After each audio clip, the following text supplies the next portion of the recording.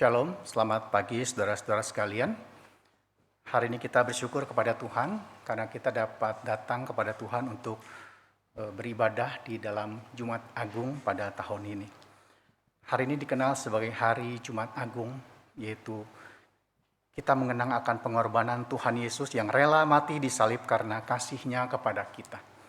Dia disalib bukan karena tidak berdaya, Dia disalib bukan karena hilang kuasanya, tetapi Dia disalib semata-mata karena Dia menyerahkan dirinya menjadi korban pendamaian antara Allah dan manusia. Karena itu mari kita merenungkan kembali kasih yang besar itu dalam ibadah Jumat Agung hari ini. Dan saya mengajak saudara-saudara untuk bangkit berdiri. Mari kita tenang teduh di hadapan Tuhan, mengenang akan cinta kasih Tuhan.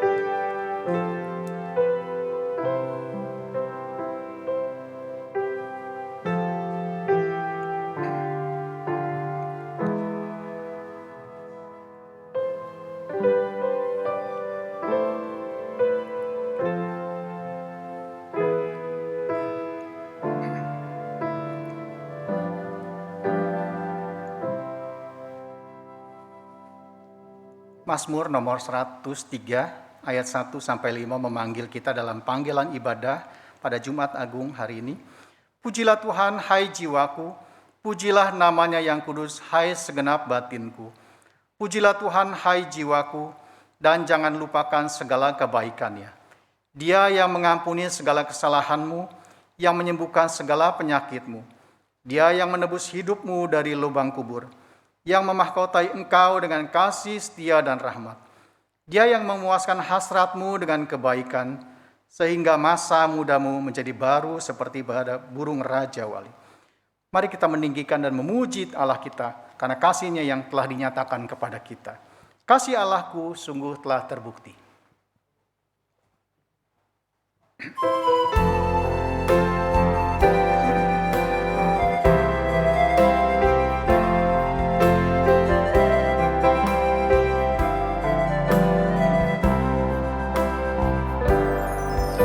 Kasih Allahku sungguh telah terbukti ketika Dia serahkan anaknya. Kasih Allah mau berkorban bagi kau dan aku. Tak ada kasih seperti kasih-Mu.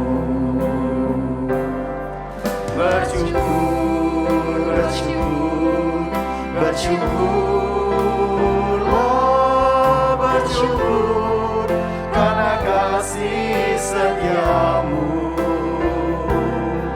Ku sembah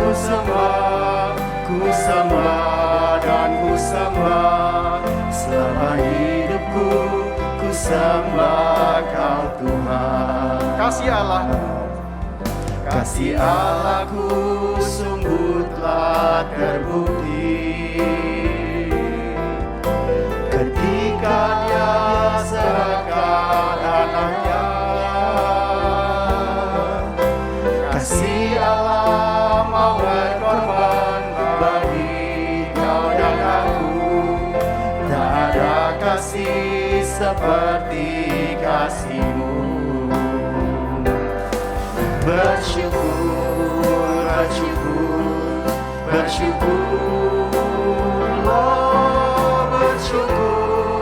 karena kasih setiamu. Ku sembah dan ku sembah selama hidupku.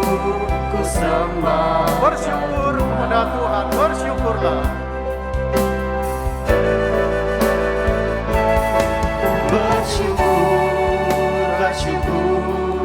Bersyukur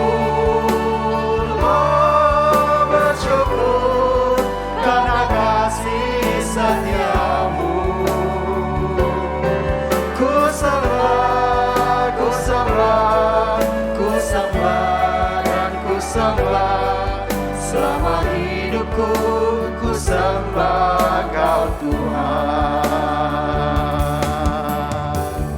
Saudara-saudara silakan duduk. Saudara, saya mengajak saudara untuk ikut di dalam pembacaan bertanggapan hari ini supaya kita makin mengerti akan penderitaan dan pengampunan dosa yang Tuhan berikan kepada kita. Tetapi sesungguhnya penyakit kitalah yang ditanggungnya dan kesengsaraan kita yang dipikulnya. Padahal kita mengira dia kena tulah, dipukul dan ditindas Allah. Tetapi ia ditikam oleh pemberontakan kita, diremukkan oleh karena kejahatan kita. Ganjaran yang mendatangkan keselamatan bagi kita ditimpakan kepadanya, dan oleh bilur-bilurnya kita menjadi sembuh. Kita sekalian sesat seperti domba, masing-masing kita mengambil jalannya sendiri. Tetapi Tuhan telah menimpakan kepadanya kejahatan kita sekalian. Karena waktu kita masih lemah, Kristus telah mati untuk kita orang-orang durhaka pada waktu yang ditentukan oleh Allah. Dia yang tidak mengenal dosa telah dibuatnya menjadi dosa karena kita, supaya dalam Dia kita dibenarkan oleh Allah. Sebab kamu tahu bahwa kamu telah ditebus dari cara hidupmu yang sia-sia, yang kamu warisi dari nenek moyangmu itu, bukan dengan barang yang fana, bukan pula dengan perak atau emas, melainkan dengan darah yang mahal, yaitu darah Kristus, yang sama seperti darah anak domba, yang tak ternoda dan tak bercacat. Yesus Kristus disalib bukan karena kejahatannya, dia disalib karena banyak orang yang memusuhi dan membenci dia. Salib adalah tanda hina dan derita, tetapi bagi kita salib Kristus adalah tanda kasih dan pengorbanannya, supaya kita memperoleh pengampunannya.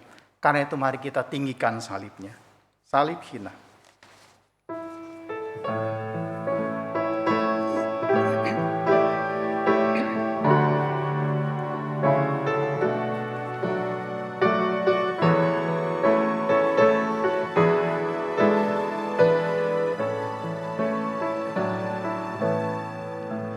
Di bukit Golgota tampaklah salibnya, tanda hina dan derita. Yesus anak Allah, besarlah kasih-Nya, rela mati bagi manusia. Maka ku tinggikan salibnya, sampai ku berjumpa dengannya. Ku mau tanggung salib yang hina, kan diganti mahkota mulia.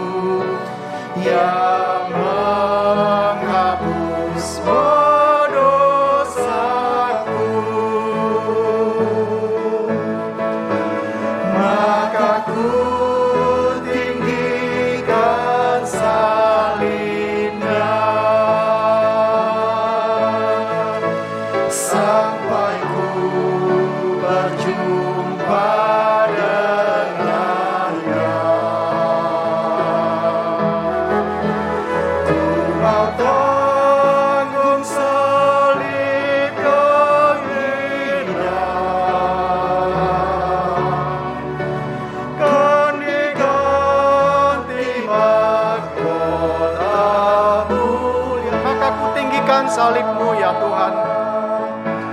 Maka ku tinggikan salinnya sampai ku berjumpa dengan Dia. Ku mau tangguh salib yang hina, kan diganti mahkota mulia. Karena salib yang mulia itu, karena darah yang mulia itu, maka kita setiap saat boleh datang kepada Tuhan. Saudara, mari kita dengan rendah hati, kita datang kepada Tuhan dengan hati yang hancur. Dan kita katakan pada Tuhan, Tuhan, sebenarnya aku tak layak datang kepada Tuhan. Tetapi kasih-Mu dan pengampunan-Mu yang membuat saya bisa ada di sini. Sebenarnya aku tak layak.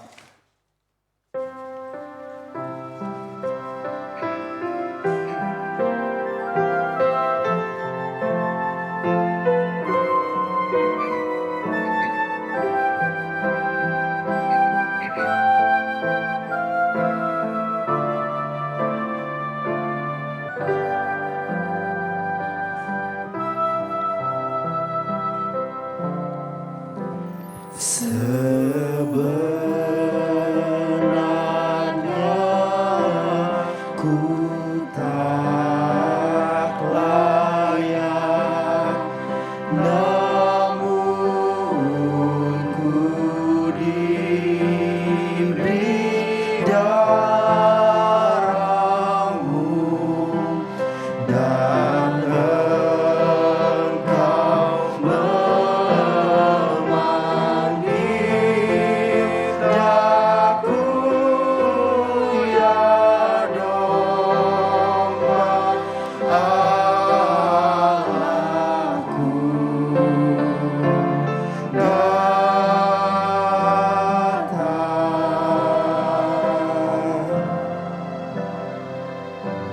Kasihanilah aku ya Allah, menurut kasih setia-Mu. Hapuskanlah pelanggaranku menurut rahmat-Mu yang besar.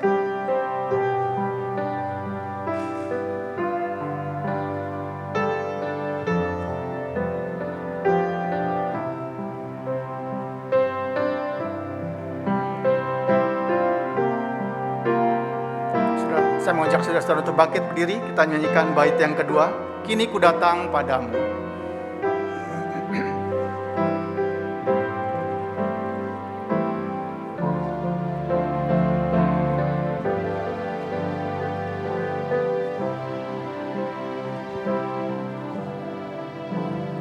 Kini ku datang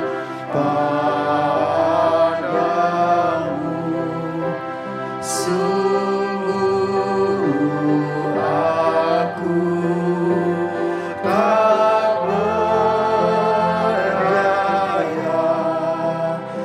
hanya darah-Mu basuhku ya domba Allahku.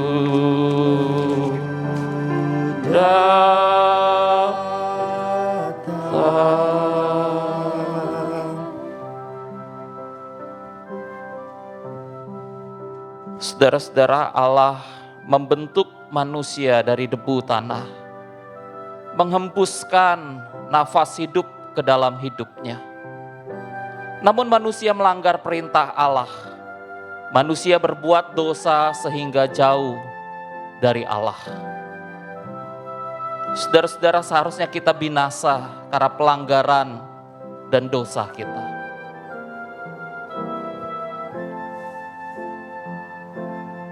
Mari masing-masing kita datang ke hadapan Tuhan.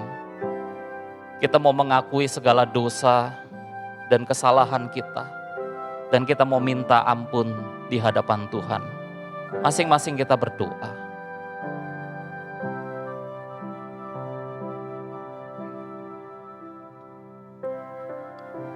Kasihanilah kami ya Tuhan. Kasihanilah kami ya Tuhan. Karena kami sadar akan dosa-dosa kami. Dosa-dosa yang membawa kami kepada kematian. Dosa-dosa kami yang membawa kami kepada maut. Kami sadar ya Tuhan, kami tidak dapat menyelesaikan permasalahan dosa di dalam kehidupan kami. Kami membutuhkan darah-Mu Tuhan Yesus Kristus. Biarlah darah-Mu membasuh kami. Biarlah darah-Mu menyucikan kami. Biarlah darah-Mu menguduskan kami dan melayakkan kami. Sehingga pada saat ini kami boleh disucikan, dikuduskan, dan dilayakkan. Kami boleh bersuka cita memuji Engkau, menyembah Engkau Allah kami yang hidup. Terima kasih untuk pengorbanan-Mu Tuhan Yesus di kayu salib bagi kami. Kami berdoa bersyukur di dalam nama Tuhan Yesus Kristus. Amin. Jemaat dipersilakan duduk kembali. Janji pengampunan dosa diambil dari Efesus 1 ayat 7 sampai ayat yang ke-8. Sebab di dalam Dia dan oleh darahnya kita beroleh penebusan, yaitu pengampunan dosa menurut kekayaan kasih karunia-Nya yang dilimpahkannya kepada kita dalam segala hikmat dan pengertian.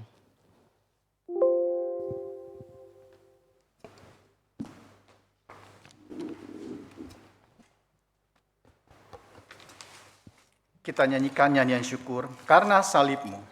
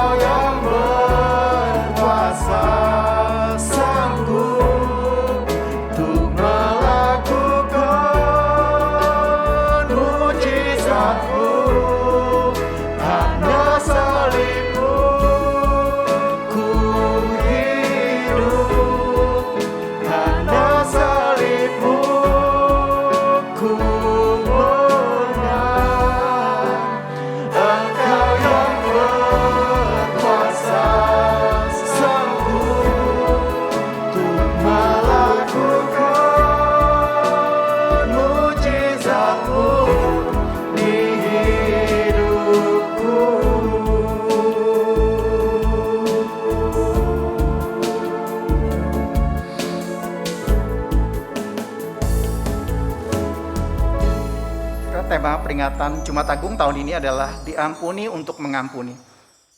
Memanggil kita untuk selalu berbelas kasih dan mengampuni kepada sesama kita. Nah, sebelum khotbah yang akan disampaikan oleh Bapak Pendeta Daniel Fu, mari kita mendengarkan dan merenungkan lagu berikut ini. Mengampuni dan melupakan.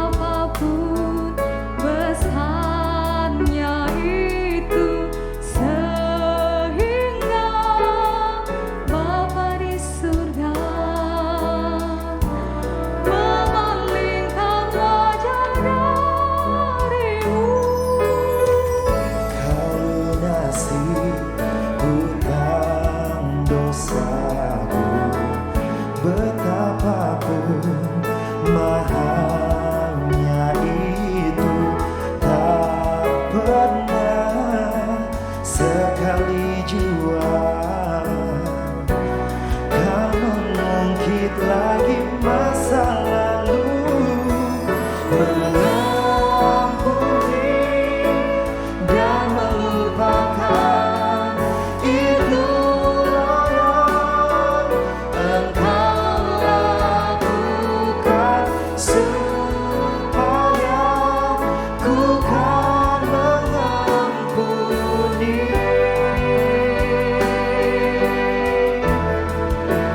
dan melupakan.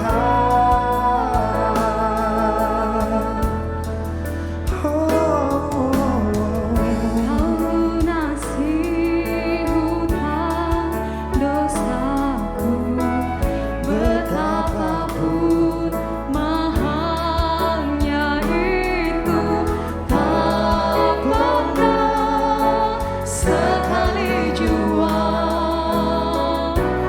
Kau mengungkit lagi masa lalu, mengampuni dan melupakan. Itulah yang Engkau lakukan, supaya ku kan mengampuni.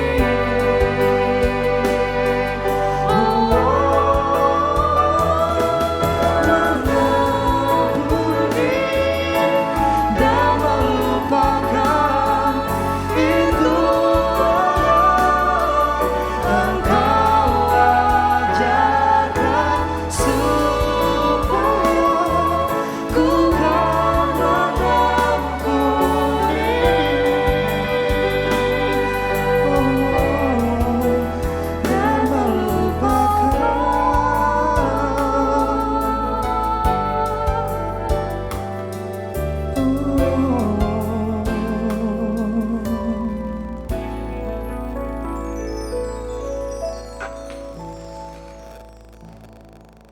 dan Saudara sekalian, mari kita masuk di dalam doa, mempersiapkan hati mendengarkan firman Tuhan. Kami kembali ke hadirat-Mu ya Tuhan. Di tengah-tengah suasana kami memperingati hari penderitaan Tuhan. Biarlah jiwa kami terbuka kepada Tuhan, supaya Tuhan yang menerangi hati pikiran hidup kami dengan firman-Mu, memimpin kami untuk hidup seturut dengan kehendak-Mu. Khususnya di dalam acara peringatan Jumat Agung ini Tuhan, kami merenungkan pengampunan yang Tuhan sudah berikan kepada kami, dan kami pun mau mengampuni sesama yang bersalah kepada kami. Berkati waktu ini, berbicaralah kepada kami.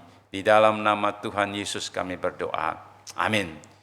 Saudara sekalian, saya mengajak kita membuka dua bagian firman Tuhan.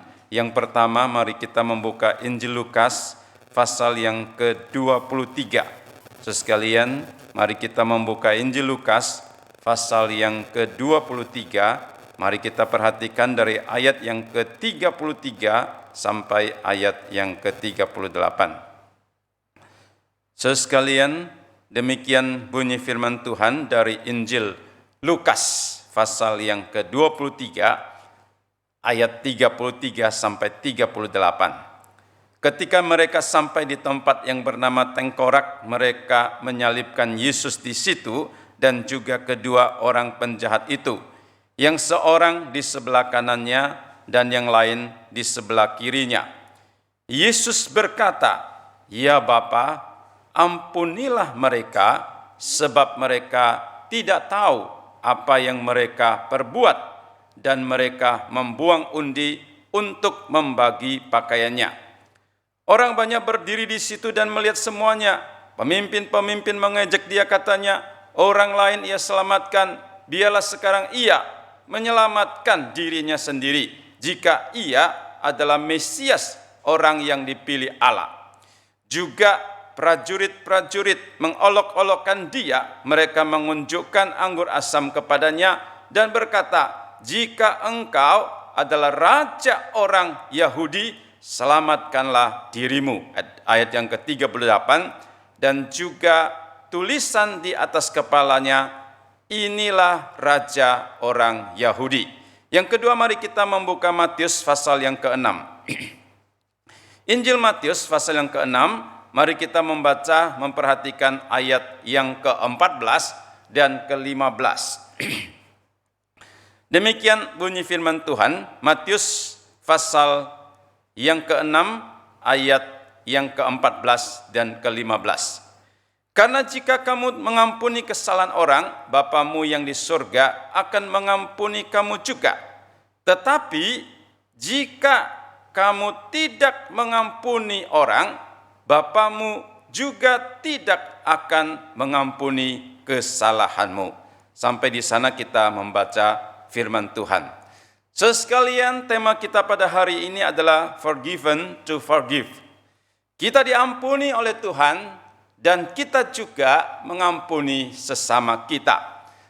Di dalam Matius pasal yang ke-23 ayat ke-33 dikatakan, ketika mereka sampai di satu tempat yang bernama Tengkorak, juga bisa dalam bahasa lain Golgota, maka mereka menyalibkan Yesus di situ.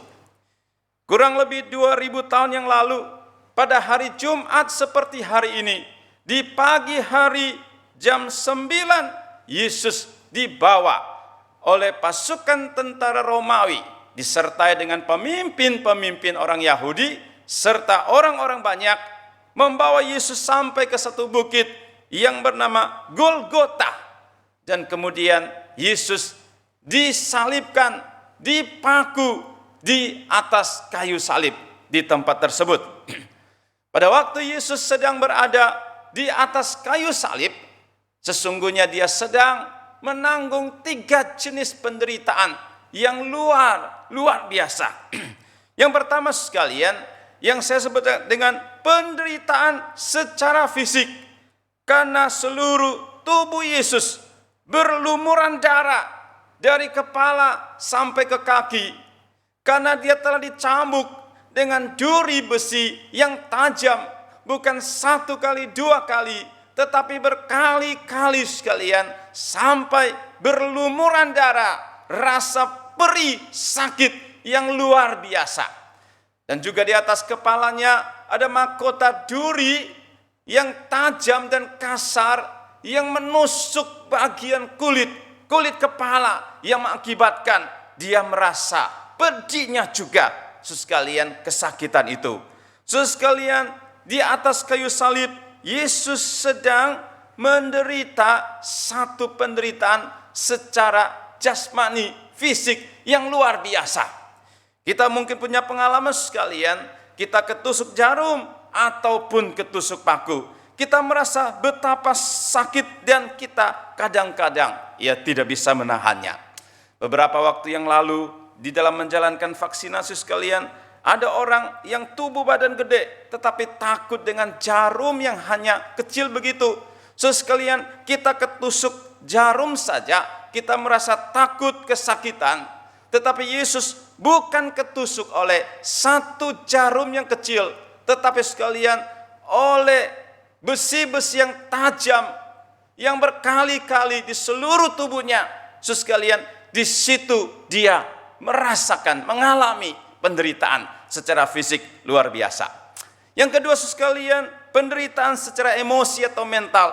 Bukan saja fisik Yesus yang menderita, tetapi juga secara emosi, secara jiwa, secara mental, Yesus mengalami penderitaan yang luar biasa. Karena di bawah salib, semuanya orang berseru berteriak, salibkan dia, salibkan dia. Yesus ditolak, dia difitnah, dia ditertawakan, dia dihina di hadapan begitu banyak orang. Padahal dia tidak melakukan kesalahan dan dosa. Sekalian, mungkin pernah kita ditolak oleh sesama. Sekalian, waktu kita melamar kerja, langsung ditolak. Kamu tidak layak, tidak bisa, tidak qualified. Sekalian, bagaimana perasaan kita? Waktu kita melamar, mungkin mau menjadi pacar sesama sekalian, ditolak. Atau di dalam pekerjaan apa saja, waktu kita ditolak, ditertawakan, dihina, difitnah, dipersalahkan orang. Sekalian, kadang 1 hari tidak bisa tidur, 1 minggu, 1 bulan, karena merasa sakit, marah, emosi sekalian.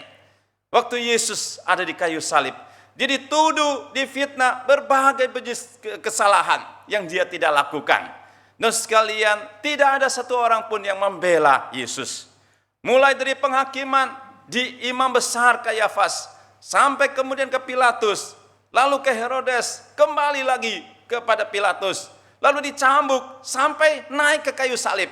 Tidak ada satu orang yang membela, tetapi yang ada hanyalah cercaan, yang ada adalah tertawaan dan fitnah. Saudara sekalian, itu yang saya sebut dengan satu penderitaan secara emosi, secara mental yang luar biasa beratnya.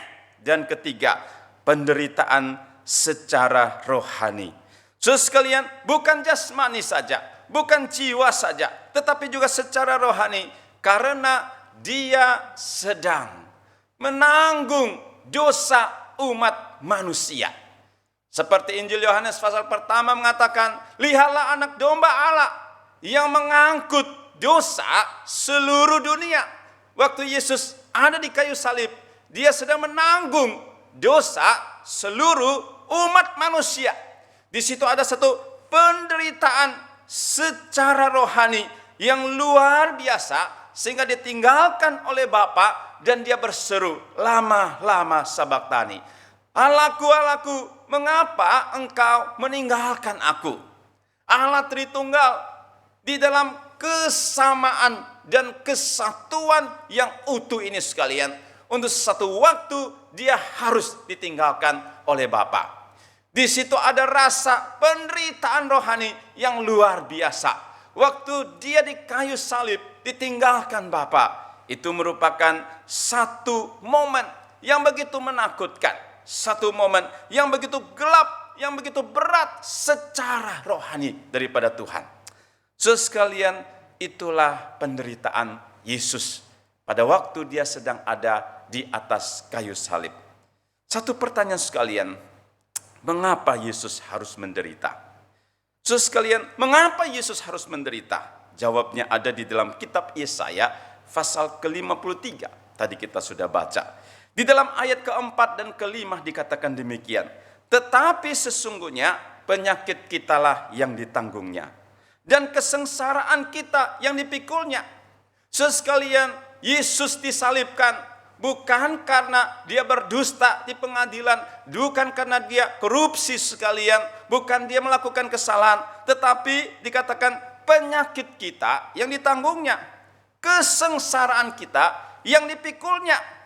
Padahal kita mengira dia kena tulah, dipukul dan ditindas oleh Allah. Sekalian, dia tertikam oleh kena pemberontakan kita. Hidup kita penuh dengan pemberontakan, ketidaktaatan, ketidaksetiaan kepada Tuhan.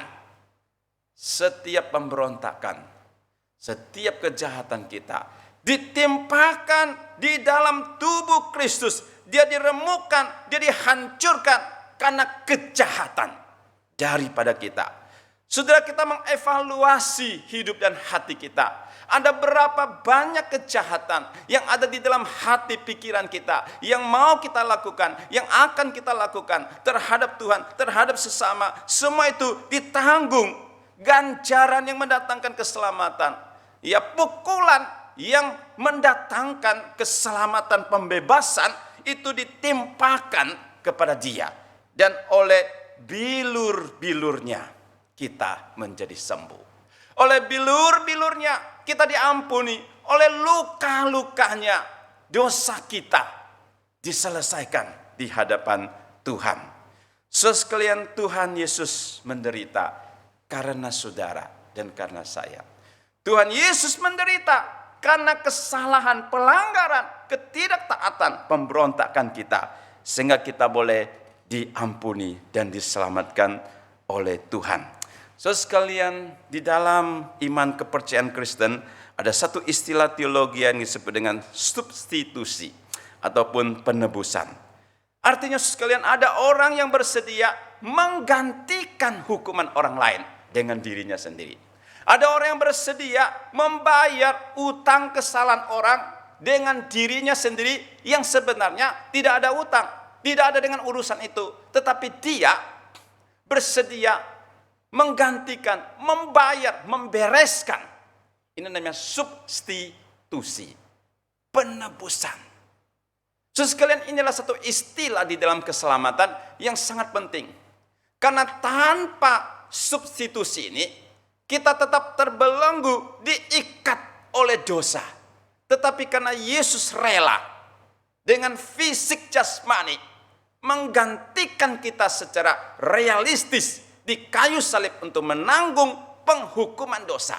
Di situ ada jalan keluar dan penebusan. Saudara sekalian, dulu di Rusia ada seorang jenderal namanya Samila. Dia memimpin satu kelompok pasukan untuk satu hari bisa mengkudeta melawan pemerintah. Saudara sekalian, dia memimpin dengan sangat ketat. Dia memimpin dengan sangat disiplin. Setiap hari pasukannya dikontrol, latihan, dan juga dijaga ketat. Saudara sekalian, tapi si Samila ini menghadapi satu masalah. Setiap hari di gudang persediaan makanan itu ada orang yang datang mencuri makanan. Saudara sekalian, dia menjadi marah sekali. Dia memberikan satu keputusan. Ya, siapa yang ketangkap mencuri makanan itu, dia harus dihukum mati. Tanda tangan, tidak boleh diubah. Saudara sekalian, setelah dikeluarkan perintah itu, tetap juga ada orang yang mencuri. Dia menjadi semakin marah. Dia membuat keputusan dan mengutus orang khusus menjaga waktu malam. Lihat siapa yang mencuri. Kalau ketangkap, ya tidak ada pengampunan lagi. Saudara sekalian, setelah itu pasukannya menjaga, satu kali melihat ada seorang pakai kain baju hitam masuk ke dalam gudang, ambil sesuatu barang, kemudian keluar.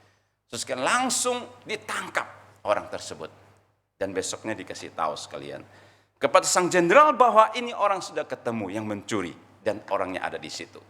Saudara sekalian, si jenderal pun dengan penuh emosi datang bertemu dengan si pencuri itu. Nah sekalian, waktu dia bertemu dengan pencuri itu, dia kaget sekalian. Kenapa sekalian? Karena itu adalah mamanya, ibundanya sendiri yang mencuri. Dia bertanya, kenapa ibu sampai mencuri? Ini satu pelanggaran yang begitu luar biasa. Saudara sekalian, waktu dia melihat yang mencuri itu adalah ibunya, dia menjadi dilema. Di satu pihak sudah ada keputusan harus dihukum mati. Di pihak yang lain ini ibunya. Bagaimana saya sebagai anak membunuh ibu saya di dalam perintah dan tangan saya? Dia mengalami satu gejolak yang luar biasa sekalian. Setelah melalui pergumulan yang luar biasa, akhirnya dia mengambil keputusan. Waktu hari H untuk menjalankan eksekusi hukuman mati itu, sekalian dia mengganti baju dengan ibunya itu. Dia menjadi seorang napi, menjadi seorang terhukum dengan baju hukuman, kemudian ditembak mati oleh pasukan dia sendiri. Sekalian, ini namanya substitusi. Penebusan, penggantian orang yang bersalah. Supaya di satu pihak hukum tetap berjalan, di pihak yang lain penghukuman tetap dilakukan juga. Sekalian, waktu kita melihat salib, itu merupakan satu lambang wujud daripada keadilan Allah yang dilakukan, sekaligus juga merupakan kasih Tuhan yang digenapkan untuk menggantikan kita orang-orang yang berdosa. Demikian juga Yesus pada hari ini. Dia naik ke atas kayu salib untuk menanggung hukuman dosa kita, untuk membayar utang kesalahan kita, dan menyelesaikan semua permasalahan dosa yang tidak bisa kita selesaikan. Sekalian, jalan salib adalah jalan yang penuh duri. Jalan salib adalah jalan penderitaan. Jalan salib adalah jalan yang hina. Jalan salib adalah jalan yang penuh dengan cambuk yang tajam dan keras. Jalan salib adalah jalan yang begitu gelap.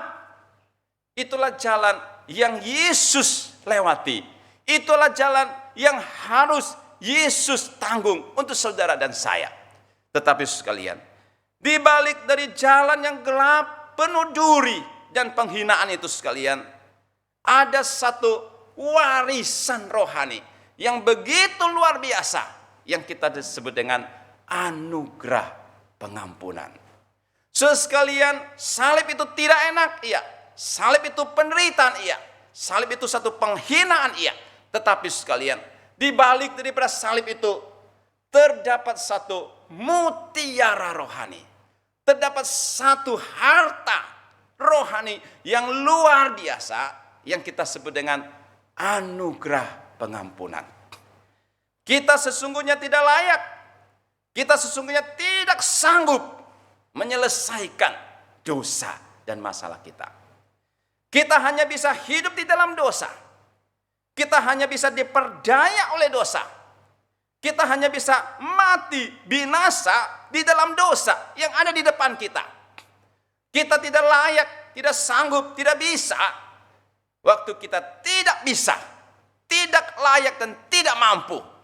Pada waktu itulah Yesus datang melewati jalan salib yang penuh penderitaan itu. Supaya membuka satu jalan, menyediakan satu anugerah yang disebut dengan anugerah pengampunan yang tidak bisa dibeli dengan harta, hikmat, ilmu apapun juga. Selain oleh kasih Allah, pengorbanan tubuh Kristus secara fisik menggantikan kita. Anugerah itu baru bisa terwujudkan. Bapak Ibu sekalian, hari ini kita tidak hanya mau memahami tentang anugerah pengampunan itu, tetapi saya ingin mengajak saudara untuk memperoleh, mengalami yang disebut dengan anugerah pengampunan. Sehingga hidup kita itu didamaikan dengan Tuhan. Sekalian, anugerah pengampunan ini harus kita terima dengan iman kepada salib Kristus dan satu pengakuan dosa yang jujur di hadapan Tuhan. Sekalipun kita memahami makna penebusan substitusi itu begitu mendalam, tetapi sekalian, waktu hati kita belum terbuka dengan iman mengaku dosa di hadapan Tuhan, sekalian, mungkin kita belum mendapatkan pengampunan itu, belum mengalami apa yang disebut dengan anugerah pengampunan yang luar biasa yang Tuhan berikan kepada kita. Sekalian, waktu Yesaya mendapat penglihatan, dia melihat Tuhan duduk di tata yang tinggi mulia, menjulang tinggi. Dan kemuliaan jubahnya memenuhi seluruh bait Tuhan. Dan ada serafim yang berseru, kudus, kudus, kuduslah Tuhan. Tuhan yang maha besar, Tuhan yang maha mulia. Dia kudus, kudus, kudus adanya. Pada saat yang sama, Yesaya melihat bahwa dirinya adalah orang yang najis. Dirinya tinggal di tengah-tengah bangsa yang najis. Lalu dia berkata, celakalah aku. Aku binasa karena di dalam dosa, di dalam kenajisan, kehinaan saya melihat Tuhan yang Maha Kudus. Sekalian, waktu Yesaya melihat kekudusan Tuhan, dia melihat kenajisan dirinya. Waktu dia melihat kenajisan dosa dirinya, dia mengaku di hadapan Tuhan, minta pengampunan daripada Tuhan, karena dia tidak layak sekalian. Kemudian Alkitab mengatakan, maka serafim itu mengambil bara api yang dari mezbah menyentuh kepada bibirnya. Dan dikatakan, dosamu itu diampuni. Sekalian, setelah dosanya diampuni, dia mengatakan, Tuhan, siapa yang engkau akan utus? Ini aku, utuslah aku. Sekalian, di situ Yesaya mengalami satu perjumpaan dengan Tuhan. Di dalam pengampunan Tuhan yang memperbaharui dirinya dan mengutus dia untuk melayani menjadi nabi Tuhan. Pada waktu kita merenungkan berita tentang salib, pada waktu kita merayakan hari Jumat Agung, memperingati kematian Tuhan, sekalian kita harus datang sampai ke hadirat Allah, mengalami perjumpaan dengan Allah di dalam salib Kristus. Maksudnya sekalian, kita percaya kepada kekudusan kebesaran Allah, tetapi dia rela mati bagi kita, disalib. Dengan iman kita percaya dan kita mengaku, Tuhan, saya ini orang yang berdosa. Saya ini orang yang tidak layak. Ampunilah saya melalui pengampunan di atas kayu salib. Raja Daud seorang raja yang luar biasa besarnya. Tetapi sekalian, bukan berarti dia raja yang tidak ada salahnya. Sekalipun dia raja yang diperkenankan Tuhan, yang menulis begitu banyak mazmur, yang begitu berkuasa, dia tetap manusia, dia tetap lemah, dia tetap ada dosa. Bahkan dosanya dicatat oleh Alkitab dengan begitu detail, jelas sekalian. Daud jatuh ke dalam dosa. Dosa perzinahan dengan Batseba, dosa membunuh Uria, suami daripada sang Batseba itu sekalian. Dosa ditutupi dengan dosa, dosa digandakan dengan dosa, menjadi masalah yang tidak terselesaikan, membelit dan membelenggu hidup. Sekalian, waktu Tuhan mengutus Nathan kepada Daud dan menegur Daud, kamu telah jatuh ke dalam pelanggaran dosa yang tidak diperkenankan oleh Tuhan. Bagaimana reaksi Daud? Sekalian, Daud bisa mengambil pedang, penggal itu kepala Nathan. Kamu berani berbicara kepada raja demikian. Ini raja yang berkuasa, tidak dibatasi oleh undang-undang apapun juga. Dia berkuasa, ya, memenggal kepalanya si Nathan. Tetapi Daud tidak melakukan hal itu. Dia merendahkan hati, berlutut di hadapan Tuhan. Di dalam Mazmur yang ke-51. Dia mengatakan, Tuhan, Tuhan, aku telah berdosa kepada Engkau. Betapa besar pelanggaranku, aku tidak layak. Mohon pengampunan daripada Tuhan. Sekalian, setiap kali kita datang kepada salib, harus ada satu pengakuan, harus ada satu iman, kepercayaan kepada Kristus yang telah mati mengampuni dosa kita. Sehingga kita dilayakkan mengalami makna salib, mengalami perjumpaan dengan Tuhan di dalam salib Kristus. Saudara, kalau 10 kali merayakan Jumat Agung tetapi tidak mengalami satu perjumpaan pribadi dengan Allah di dalam salib Kristus, 10 kali perayaan itu, peringatan itu tidak membawa dampak dan pembaharuan di dalam kehidupanmu. Sudah berapa lama engkau tidak mengaku dosa di hadapan Tuhan? Sudah berapa lama engkau tidak mengalami perjumpaan dengan Tuhan di dalam salib Kristus yang memperbaharui seluruh hidupmu dan relasimu dengan Tuhan? Itu adalah satu masalah yang sangat serius sekali.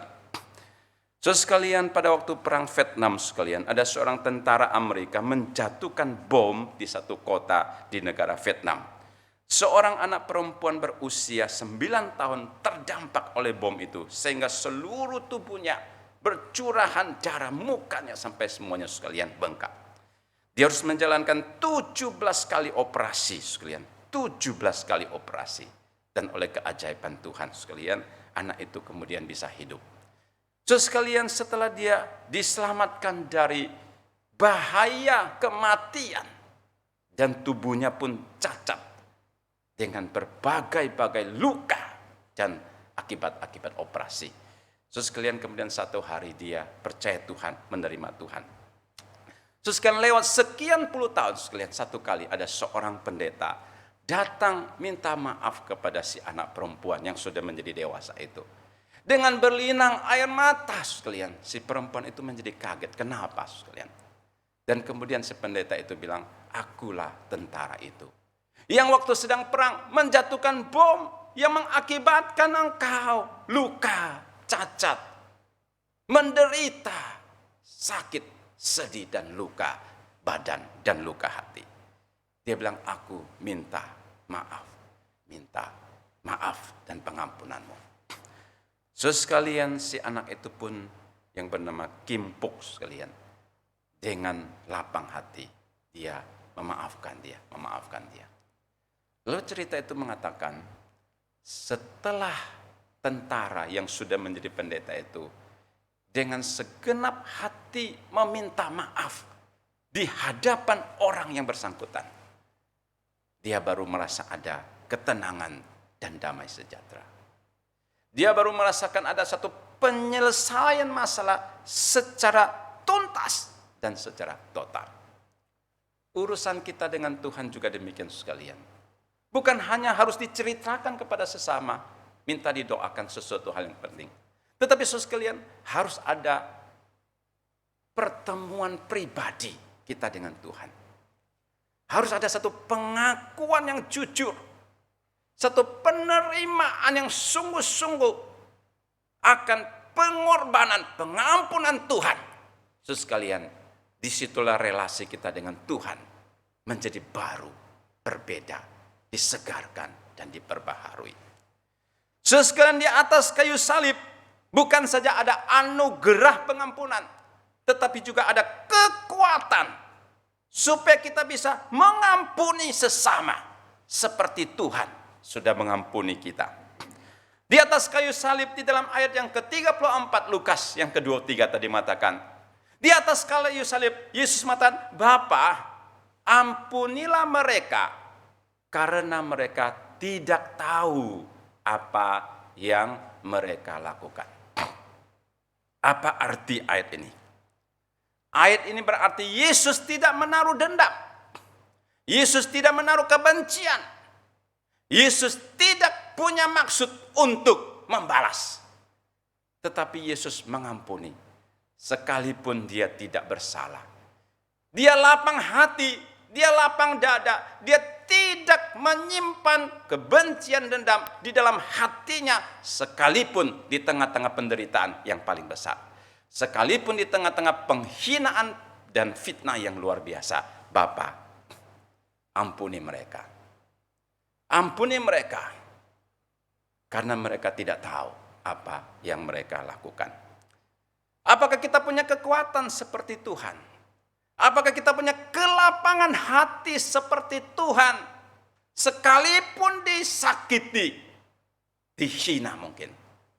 Tetapi kita berkata, Tuhan, ampunilah mereka karena saya juga bersedia mengampuni.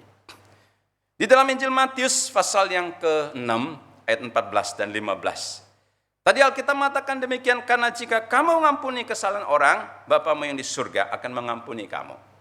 Tetapi jikalau kamu tidak mengampuni orang, Bapamu yang di surga juga tidak akan mengampuni kesalahanmu.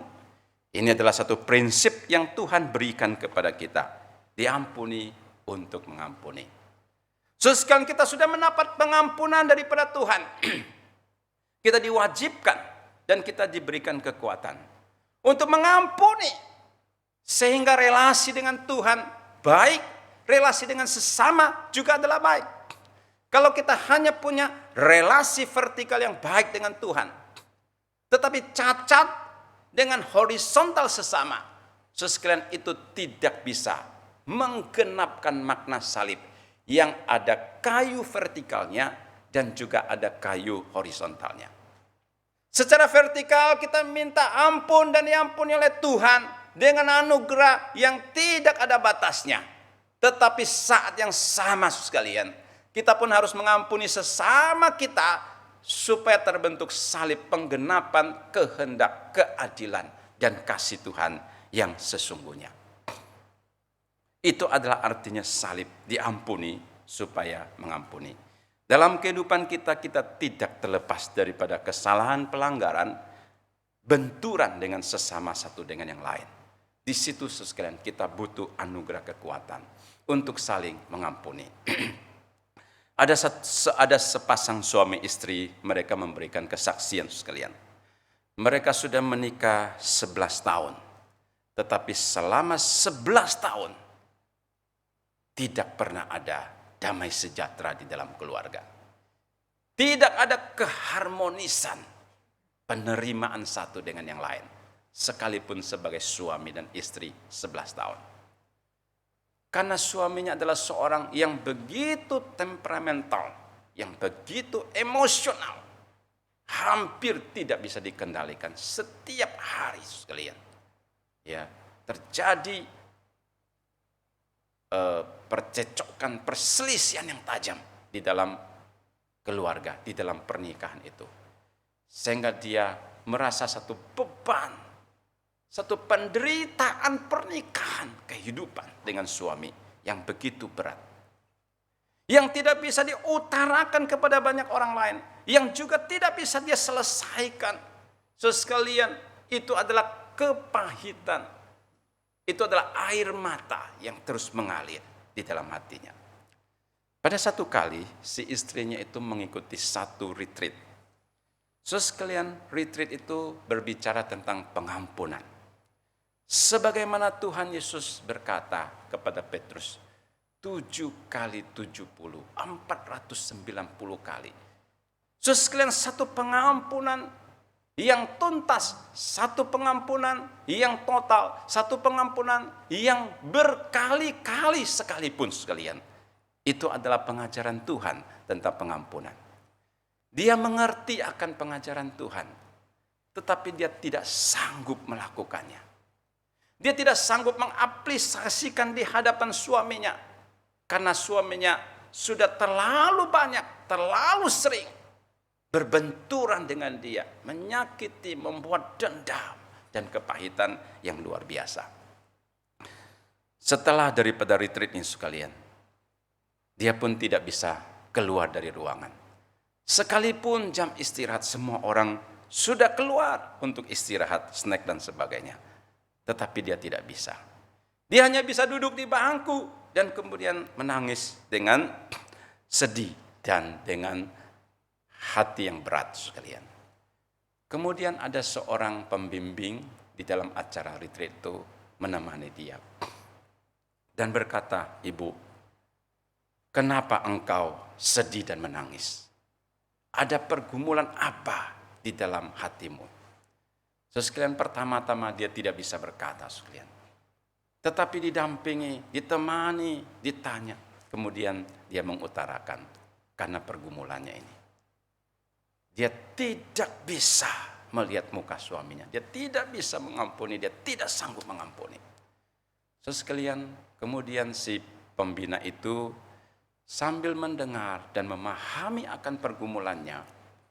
Nah, kemudian pembina itu berkata, "Ibu, kalau seperti engkau, kalau saya berada di dalam posisi engkau, saya mungkin sama dengan ibu, sulit mengampuni, tidak bisa mengampuni, memahami akan makna pengampunan, tetapi tidak sanggup, tidak bisa mengampuni." Tetapi katanya, ini adalah pengajaran Tuhan, tetapi ini adalah firman Tuhan, dan Tuhan sudah memberikan contoh, bukti, kenyataan. Sekalipun kita berdosa, berulang-ulang berdosa, tetapi Tuhan sanggup, Tuhan mau, dan Tuhan bersedia mengampuni. Sehingga lahirlah ayat itu 70 kali 7, sekalipun berulang-ulang. Ya, sekalipun begitu banyak, tetapi Tuhan masih mau mengampuni. Dia mengatakan kalau secara manusia kita tidak bisa, tidak mampu. Tetapi di dalam Tuhan, karena ini firman janji Tuhan, Tuhan akan memampukan. Kita berdoa. Sekalian mereka pun berdoa. Minta kekuatan, minta anugerah, dan minta pengampunan Tuhan. Sekalian, bukan seperti membalikan telapak tangan 1 detik, 2 detik, 1 menit, 2 menit selesai sekalian. Itu satu proses hati, proses emosi, proses luka yang dalam sekalian. Perlu satu komitmen iman yang sangat besar dan minta kekuatan daripada Tuhan. Iya, dia mengatakan, sekalipun sulit, tidak gampang, tetapi saya mau belajar, taat, percaya kepada Tuhan. Saya mau sekarang berusaha menerima, mengampuni suami saya. Selesai retreat itu sekalian, dia pun pulang ke rumah. Suaminya tetap sama sekalian, bukan menjadi satu suami yang lain dengan karakter yang kalem dan manis. Tetap sama. Tetapi si istri mulai berbeda. Dia melayani dengan kasih. Tidak membalas emosi dengan emosi. Tidak membalas kemarahan dan kemarahan. Satu kali suaminya kaget. Dia bertanya kepada istrinya, "Saya sungguh merasa engkau berubah. Walaupun saya tidak mengerti kenapa engkau berubah, apa dasarnya engkau berubah, tetapi saya merasakan." Dan istrinya berkata, "Iya, saya berubah. Karena saya mendengarkan firman, karena saya diberikan kekuatan Tuhan, karena setiap hari saya berlutut dengan air mata, minta Tuhan kasih kekuatan, supaya saya sanggup mengampuni engkau, supaya saya sanggup mengasihi menerima engkau apa adanya, sekalipun sulit, pahit, tetapi saya lakukan dengan iman, dengan memandang kepada salib Kristus, kepada anugerah Tuhan, saya lakukan. Setelah dia berbicara begitu kepada suaminya kaget. Saudara sekalian, suaminya begitu tergerak hatinya, dan kemudian meluluhkan, menghancurkan kekerasan hati, emosi yang begitu tinggi. Dia menjadi seorang suami yang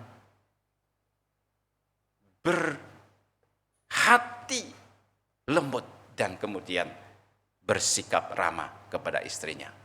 Setelah itu sekalian, kehidupan pernikahan itu baru benar-benar dipulihkan dan masuk dalam satu track pernikahan yang sehat dan menikmati kasih Tuhan. Dan dia bersaksi, itulah artinya pengampunan. Tidak gampang, sulit, tetapi dengan bersandar anugerah Tuhan, kita bisa melakukan. Dan setelah kita melakukan di dalam anugerah Tuhan, akan menghasilkan buah yang indah, keharmonisan, keindahan hidup yang sungguh-sungguh berharga.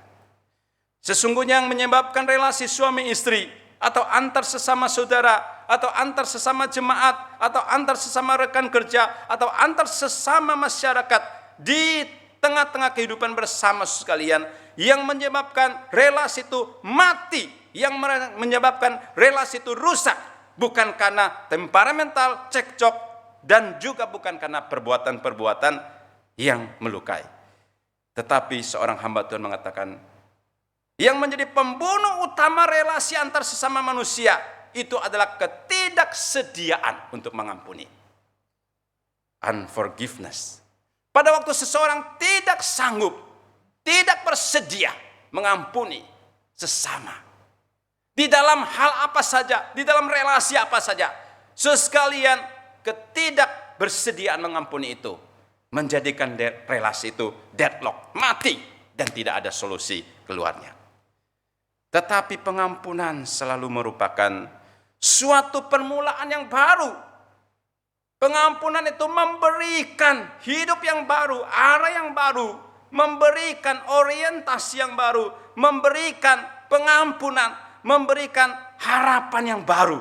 Sekalian, pada waktu kita datang kepada Tuhan, waktu relasi kita dengan Tuhan dipulihkan, dibereskan sekalian, di situ ada satu harapan, di situ ada relasi, orientasi hidup yang baru dengan Tuhan. Pada waktu kita mau mengampuni sesama manusia, sekalian, di situ relasi dengan sesama manusia dipulihkan, diperbaharui, ada harapan, ada harmonis, ada sukacita, ada berkat di dalamnya.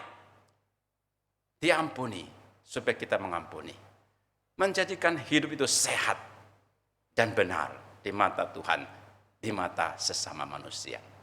Ini adalah karya Kristus yang penting di kayu salib, supaya relasi manusia dengan Tuhan dipulihkan, supaya relasi manusia dengan manusia dipulihkan.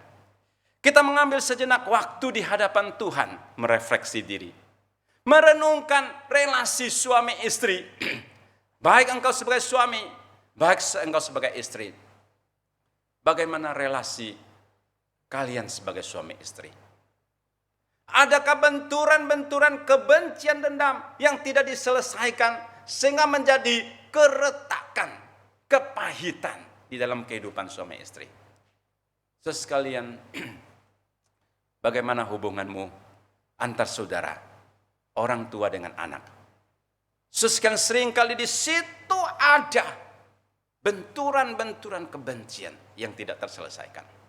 Sekalian, hubungan antar sesama jemaat di dalam satu gereja, rekan kerja, di kantor di gereja, dan sesama masyarakat. Sekalian, di mana letak masalahnya, di mana letak dosanya, di mana letak kebencian, kepahitan yang belum diselesaikan. Kita perlu secara jujur datang kepada Tuhan. minta kekuatan Tuhan supaya mengampuni satu dengan yang lain, satu dengan yang lain. Sehingga hidup kita itu menjadi leluasa, nyaman, bebas, ada sukacita dan ada damai sejahtera. Saudara sekalian, itu adalah berita salib, berita Jumat Agung, diampuni Tuhan, supaya kita juga mengampuni sesama. Sehingga hidup rohani kita, hidup sosial kita, hidup rumah tangga kita, hidup pekerjaan kita, hidup kita berjemaat menjadi sehat, bertumbuh, diperbaharui, dan sungguh-sungguh diberkati oleh Tuhan. Kita mengambil waktu sejenak, saudara sekalian. Liturgis akan memimpin kita untuk memasuki satu saat refleksi diri dan merenungkan firman Tuhan.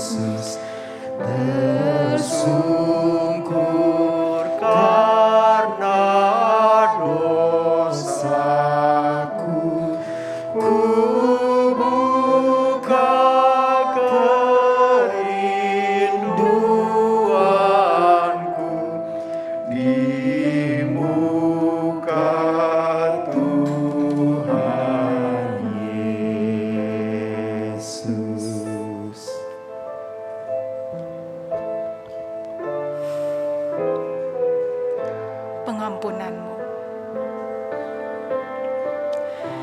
di mata-Mu ya Tuhan, noda kami jelas terlihat meski hanya setitik. Di hadapan-Mu ya Bapa, kesalahan kami nyata meski kami tutup-tutupi. Di hati-Mu ya Sang Pemilik hidup, pengampunan sempurna Engkau sediakan. Kalau kami menoleh ke belakang dan melihat tingkah dan laku kami sehari-hari, tidak ada yang bisa kami banggakan di hadapan-Mu. Kalau kami coba berperkara dengan Engkau dan mengajukan pembelaan akan kelemahan dan ketidaksempurnaan diri, kami sesungguhnya malu. Karena yang ada hanya dosa, noda, dan celah. Mulut kami berisi penyangkalan dan fitnah. Hati kami penuh dengan rasa untuk diri sendiri. Mata kami penuh dengan keinginan agar lebih tinggi dari orang lain. Dan nurani kami payah untuk mengampuni orang lain yang bersalah kepada kami. Jauh di dalam batin kami, oh Tuhan, kami menaruh dendam dan pahit hati. Beruntungnya kami, karena Engkau mengampuni, menerima, dan menyayangi apa adanya. Beruntungnya kami karena di mata-Mu, di hati-Mu, dan di hadapan-Mu, semua salah dan hilaf kami diampuni karena belas kasih-Mu semata. Hari ini kami diingatkan untuk rela dan mau mengampuni, untuk menerima maaf dari saudara, sahabat, keluarga, dan orang terkasih, untuk menerima mereka meski kata maaf belum sempat terucap, untuk merangkul mereka tulus tanpa syarat, seperti tulusnya kasih-Mu merangkul kami yang hina dan berdosa. Untuk memeluk mereka dengan kasih paling luhur yang Engkau ajarkan. Dan berdamai dengan mereka. Dengan diri kami sendiri. Dan dengan-Mu ya Tuhan. Mampukan kami. Kami mohon.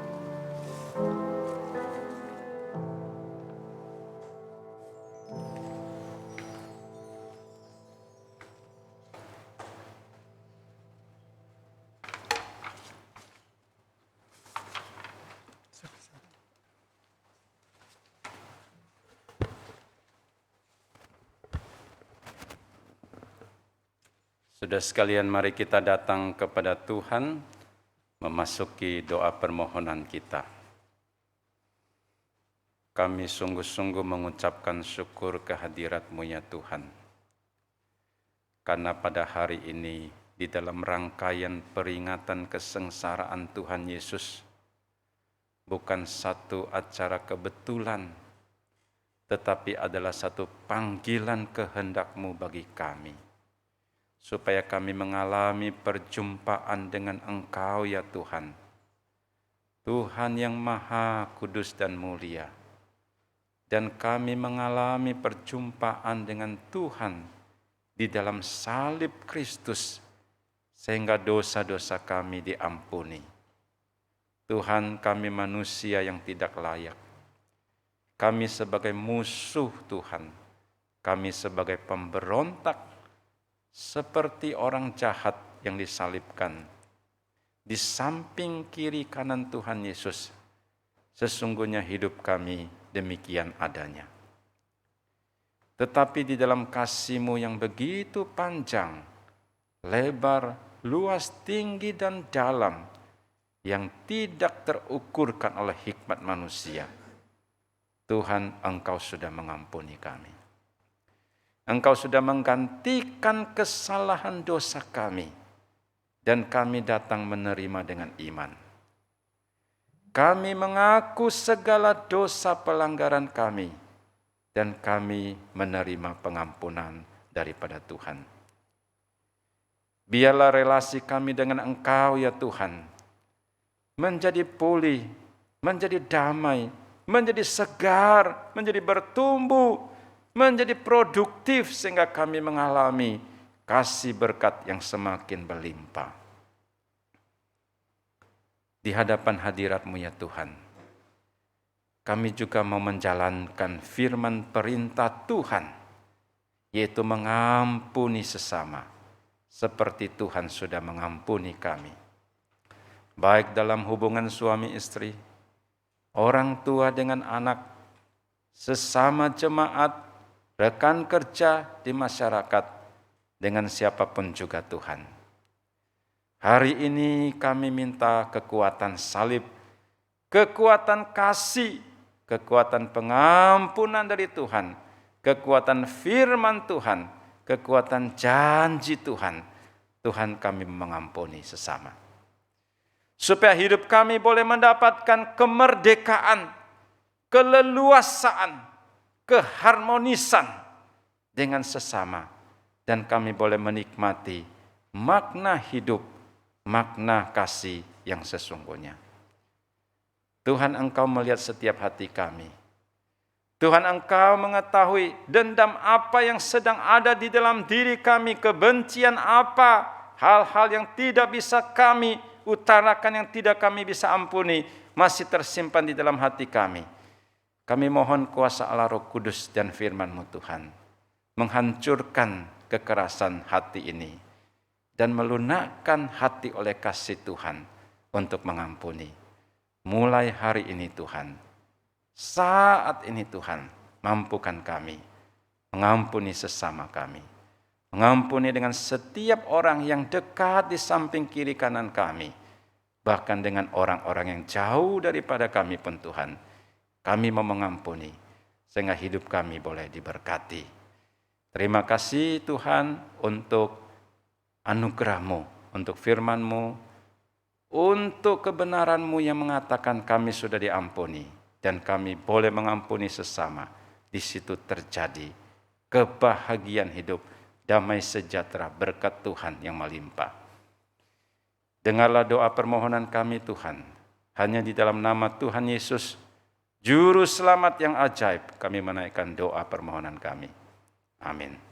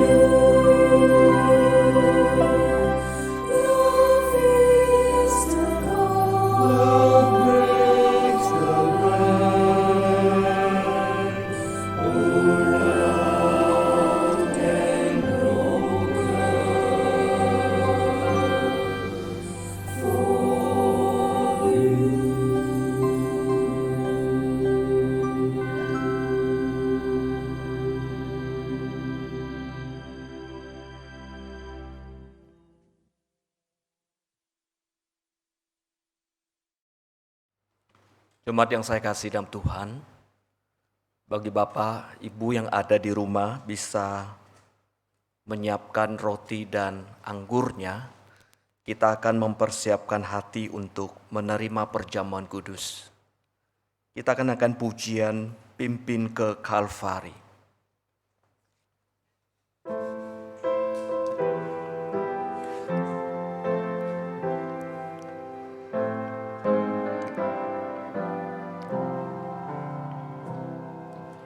Ku mahkotai Raja hidup, mulia bagimu.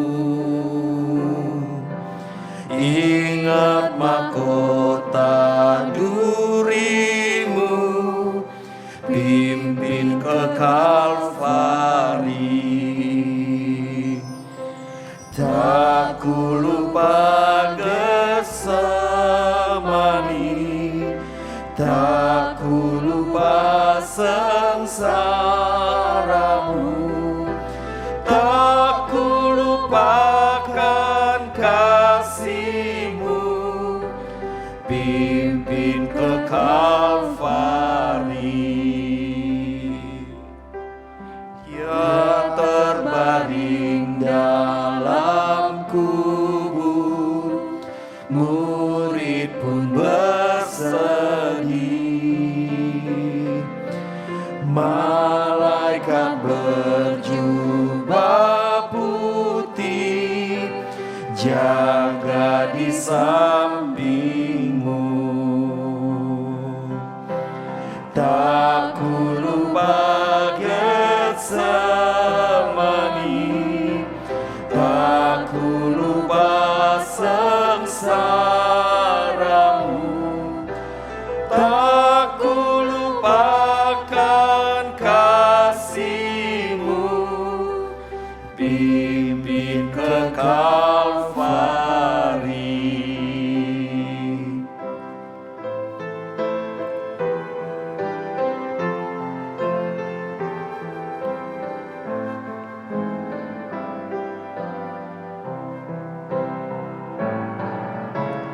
Ku rela segenap hati memikul salibku. Terima cawan besertamu, pimpin ke Kalvari. Tak ku lupa Getsemani, tak ku lupa sengsaramu, tak ku lupakan kasih-Mu, pimpin ke Kalvari.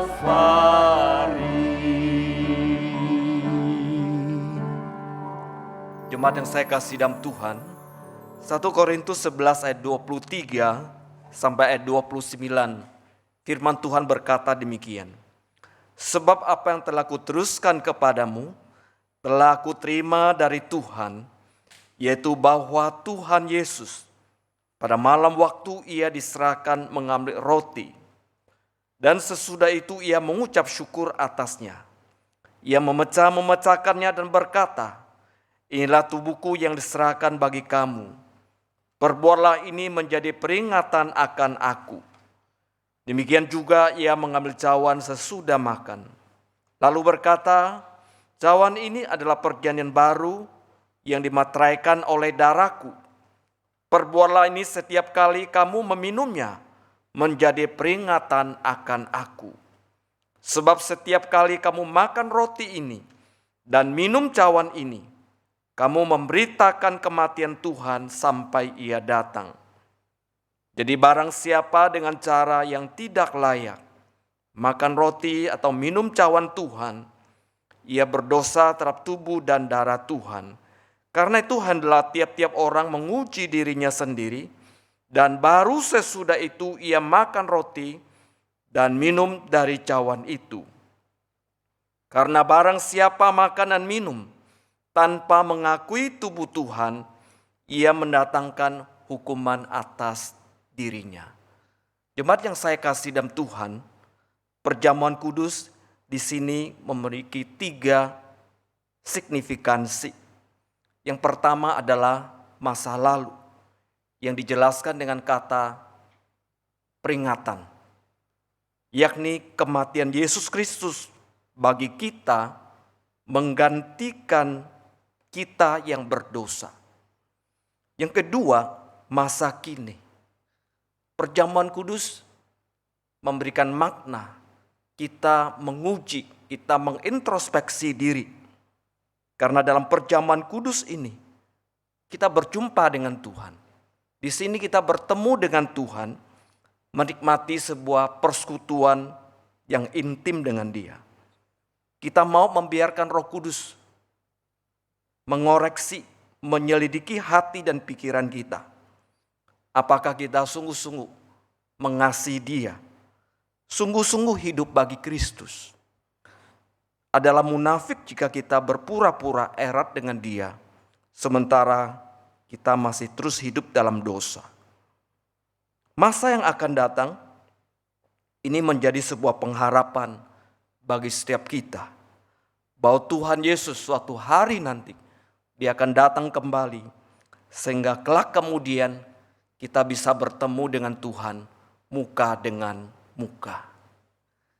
Mari sebelum kita menerima roti dan cawan Tuhan, kita berdoa supaya Tuhan sungguh-sungguh menyiapkan hati kita menjadi sebuah persekutuan yang intim di dalam perjamuan kudus pada hari ini.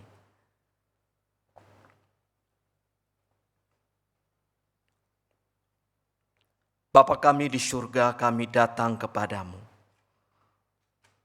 Segenap umat dan ini anak-anak-Mu datang kepadamu ya Tuhan. Kami melihat penderitaan Tuhan yang sedemikian hebat.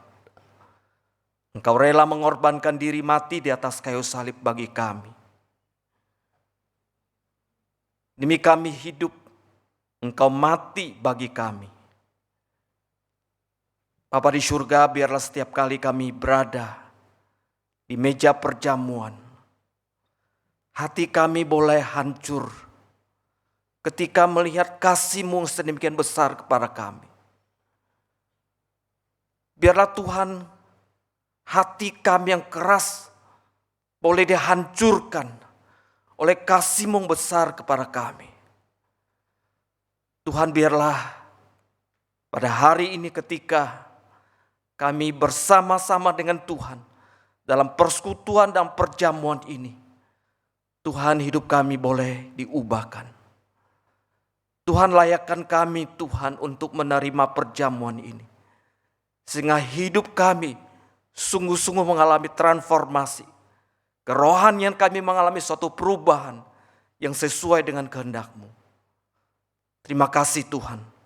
Ampuni segala dosa, kesalahan kami. Sehingga hari ini Tuhan, kami sungguh-sungguh dilayakkan oleh Engkau menerima perjamuan ini. Di dalam nama Tuhan Yesus kami berdoa. Amin.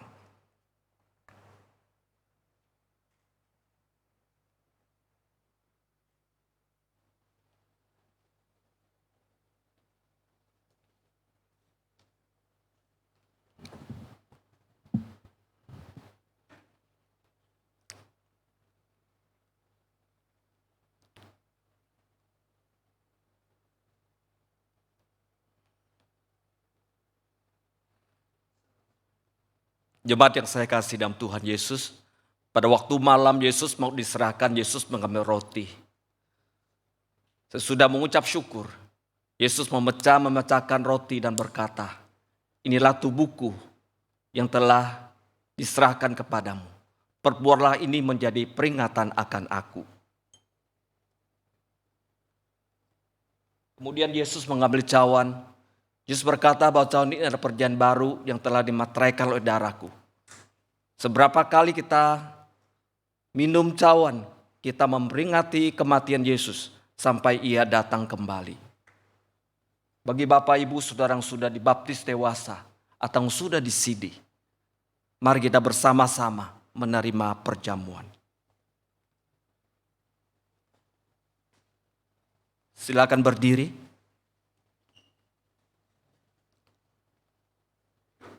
Yang sudah menerima roti dan cawan bisa duduk kembali untuk berdoa. Bapak Ibu yang ada di gereja maupun yang ada di rumah sudah bisa duduk kembali untuk berdoa dengan sungguh-sungguh di hadapan Tuhan. Supaya hari ini sebelum kita menerima roti dan cawan Tuhan, Tuhan mengampuni segala dosa kesalahan kita. Melalui perjamuan ini, relasi kita dengan Tuhan dipulihkan. Demikian juga dengan sesama, diperdamaikan kembali satu dengan yang lainnya. Sehingga makna perjamuan kudus ini menjadi berarti di dalam kehidupan kita. Biarlah hari ini kita sungguh-sungguh mengalami kasih, kuasa Tuhan di dalam kehidupan kita. Sehingga Jumat Agung menjadi sebuah momen transformasi dalam kehidupan secara khusus kerohanian kita. Sehingga hidup kita diperkaya di hadapannya. Hidup kita mengalami kelimpahan secara rohani.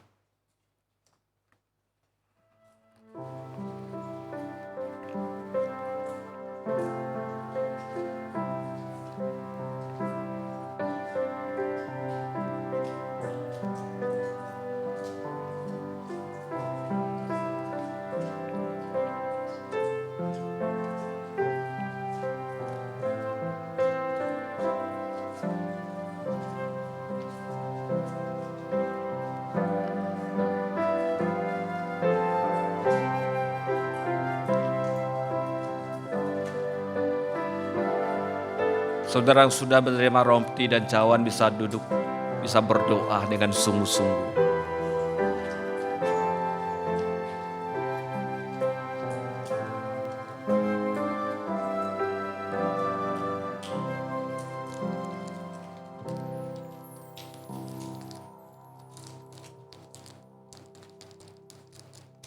Saya mengundang jemaat berdiri. Jemaat yang saya kasih dalam Tuhan, inilah lambang tubuh Kristus yang sudah dipecah-pecahkan, dihancurkan demi memberikan pengampunan atas segala dosa dan kesalahan kita. Maka hari ini pun dalam kehidupan kita, kita juga melepaskan pengampunan bagi orang-orang yang selama ini yang belum kita ampuni. Mari dalam nama Tuhan Yesus kita terima bersama-sama.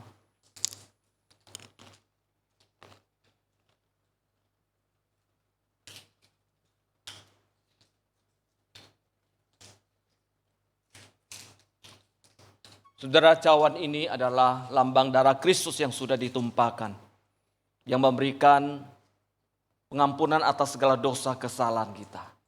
Mari hari ini kita minum dan biarlah kita sungguh-sungguh boleh menjadi anak Tuhan yang hidup untuk memuliakannya. Dalam nama Yesus kita terima bersama-sama.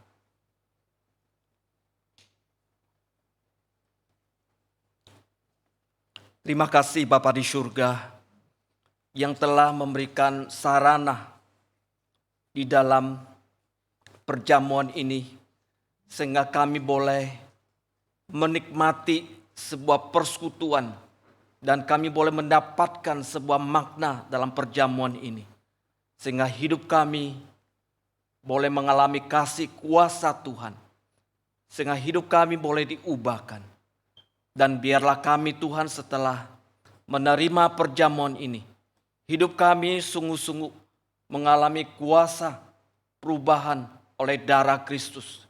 Tuhan Kau berkati setiap jemaat-Mu dimanapun kami berada. Supaya hari ini kami yang sudah menikmati perjamuan ini. Kami boleh sungguh-sungguh hidup bagi Engkau. Dan kami sungguh-sungguh mengalami kasih dan kuasa-Mu. Sehingga hidup kami menjadi sebuah kesaksian di tengah-tengah dunia ini. Terima kasih Tuhan. Berkati jemaat-Mu dimanapun berada. Kalau hari ini yang mengalami kelemahan tubuh, biar Tuhan Engkau berikan sebuah jamahan, kuasa pemulihan. memberikan kekuatan yang baru. Kalau ada mengalami permasalahan, kesulitan, biarlah Tuhan dengan kuasa darah Kristus hari ini Engkau membuka jalan bagi mereka. Sehingga hari ini setiap kami Tuhan boleh mengalami kuat kuasa Tuhan di dalam kehidupan kami, dalam kehidupan sehari-hari. Di dalam nama Tuhan Yesus kami berdoa. Amin. Silakan duduk kembali.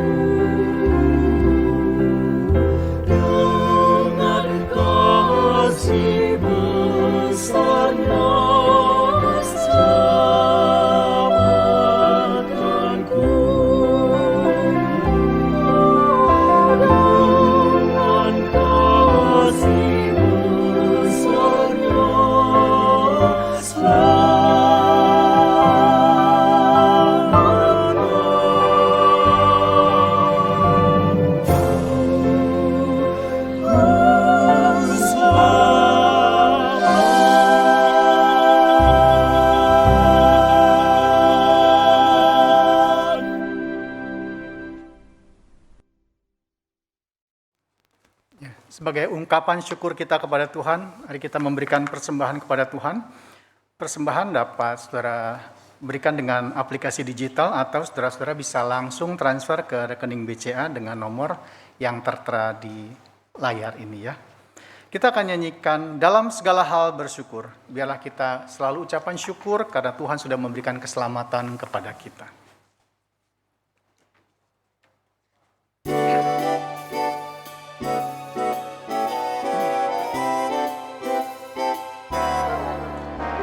Dalam segala hal bersyukur,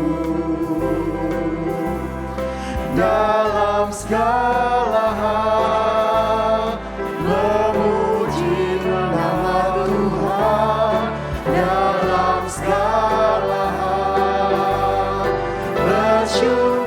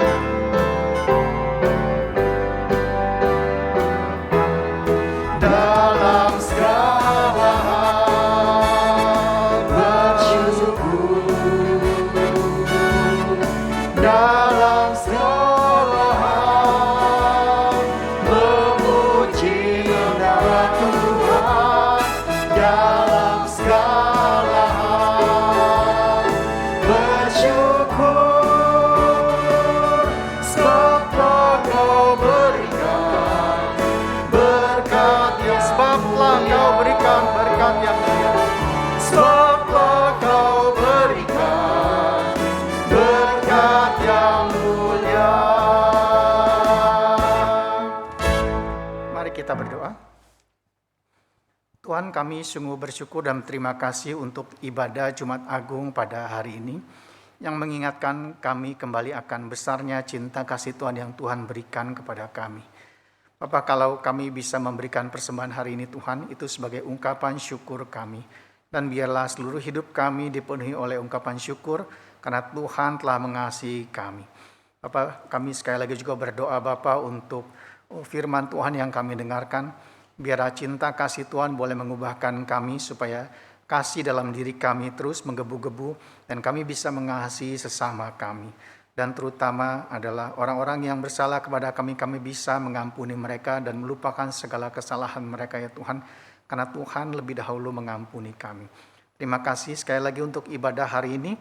Terpujilah nama Tuhan. Di dalam nama Tuhan Yesus Kristus, Tuhan kami berdoa dan bersyukur. Amin.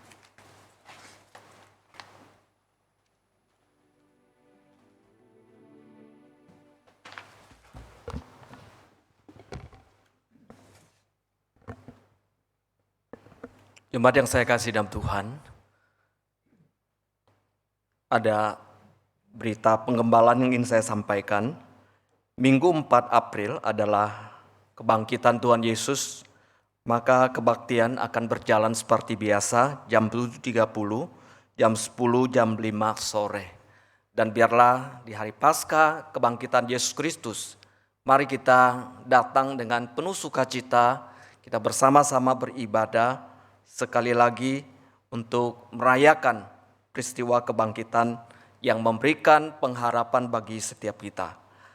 Dan saya juga mewakili panitia mengucapkan terima kasih kepada Pendeta Danirfu yang sudah menyampaikan firman Tuhan pada hari ini. Kiranya Tuhan memberkati pelayanannya. Saya mengundang seluruh sidang jemaat berdiri, kita akan mengakhiri kebaktian Jumat Agung kita. Doksologi. Puji Allah Bapa Putra, puji Allah Roh Kudus, ketiganya yang esa. Pohon selamat sumber berkah.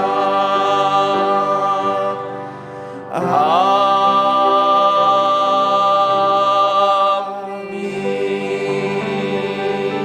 Sidang jemaat yang saya kasih dalam Tuhan, arahkan hatimu dan terimalah berkat Tuhan.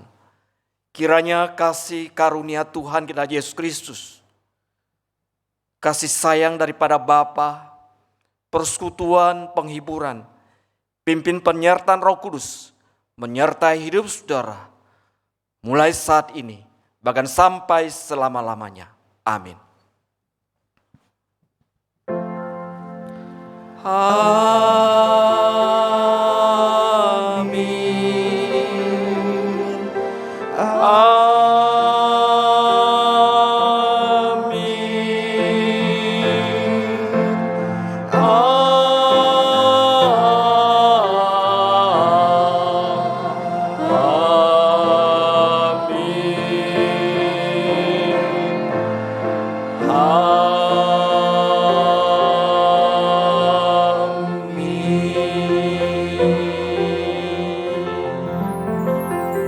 Silakan duduk.